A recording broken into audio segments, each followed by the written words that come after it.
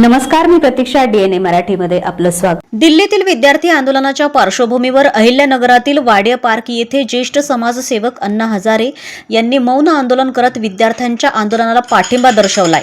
आंदोलनानंतर माध्यमांशी संवाद साधताना अण्णा हजारे यांनी अहिंसेचा मार्ग स्वीकारण्याचे आवाहन केले. विद्यार्थ्यांवरील लाठीचार्ज चुकीचा असल्याचं सांगत त्यांनी लोकशाही संवादातूनच प्रश्न सोडवले जावेत अशी भूमिका मांडली. अण्णा हजारे म्हणाले, गेल्या 22 वर्षांमध्ये आपण 22व्या उपोषण आणि अनेक आंदोलने केली, मात्र कधीही हिंसेचा मार्ग स्वीकारला नाही. समाजातील कोणताही प्रश्न हिंसेने नव्हे तर अहिंसेने आणि चर्चेच्या माध्यमातून सुटू शकतो, असं त्यांनी स्पष्ट केलं. मौन आंदोलनामध्ये मोठी ताकद असल्याचं सांगत सरकारनेही या मौनाचा संदेश समजून घ्यावा असं आवाहन त्यांनी केलं. विद्यार्थ्यांवरील लाठीचार्जचा निषेध करत जबाबदारांनी नैतिक जबाबदारी स्वीकारावी अशी भूमिकाही त्यांनी व्यक्त केली. पंतप्रधानांना पत्र लिहिलं होतं, त्याच्यामध्ये हेच लिहिलं होतं, हिंसक मार्गाने प्रश्न सुटणार नाही. अहिंसक मार्गाने अपन सच्चाई के मार्ग से चलते रहो, प्रश्न सुट जाएगा.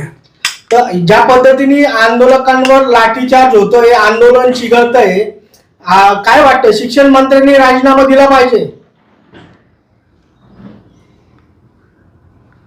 जनता मालिक है, शिक्षण मंत्री ये सेवक है. जो मालक कहते हैं तो देना चाहिए, उनका कर्तव्य है. अण्णा, तुम्ही आज नगरला जाऊन मौन आंदोलन केलं. मौन में शक्ति है, लेकिन कोई भी मौन करके नहीं चलेगा. मौन करना है तो उतना क्लैरिटी होना चाहिए, उतना अपना अहिंसा, त्याग, सच्चाई, ये सब गुण होना चाहिए, तब काम बनेगा.